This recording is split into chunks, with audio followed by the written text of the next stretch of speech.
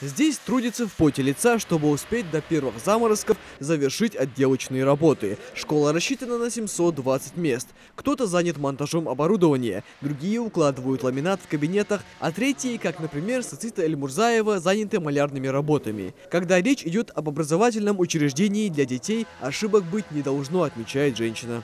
По моему мнению, здесь идет все на высшем уровне.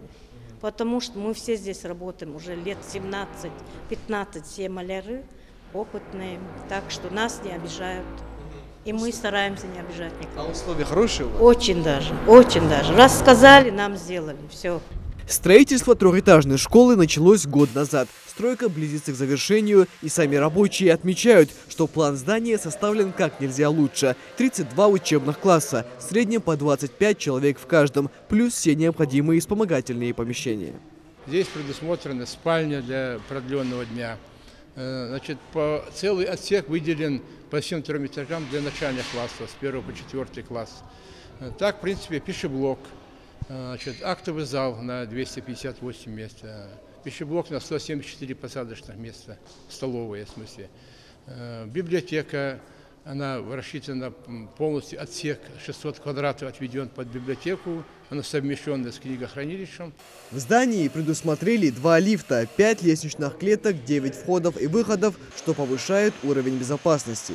Газ, свет и вода, коммуникации уже протестированы и работают в штатном режиме. В том, что все делается на совесть и на долгие годы, убедились и работники капитального строительства региона.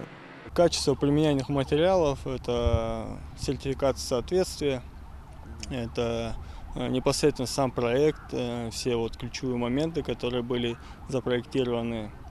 То есть все соблюдаем за правильностью выполнения работ, за последовательностью. Согласно проектно-сметной документации все работы проводятся. Какие-то коррективы тоже вносятся, но, соответственно, в целом это все идет своим чередом, как и должно быть.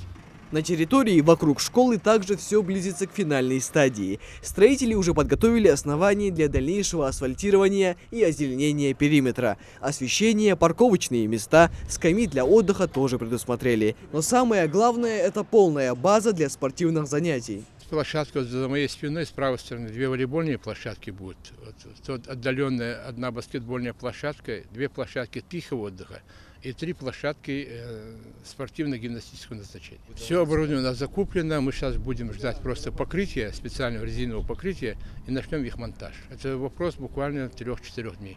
Больше всех школы ждут местные жители. Айна Чапанова – учительница начальных классов в Назранской первой школе. Педагог уже 28 лет, трудится, обучая детей, и сама воспитывает дочь, которая перешла в 3 класс. Айна подумывает поменять место работы, так как новая школа находится в 20 метрах от ее дома.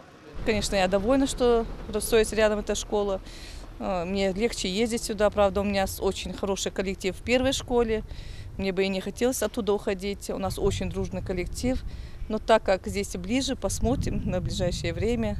Может, перейду в эту школу. Но дети здесь, у нас много детей здесь маленьких, которые идут и в 1 класс, и во 2 классы, и среднее звено. Им, наверное, легче будет ходить в эту школу. Новая школа на 720 мест строится в рамках нацпроекта образования. Сдать объект планируют к концу этого года. Михаил Тангиев, Акраман Досхоев, Новости 24.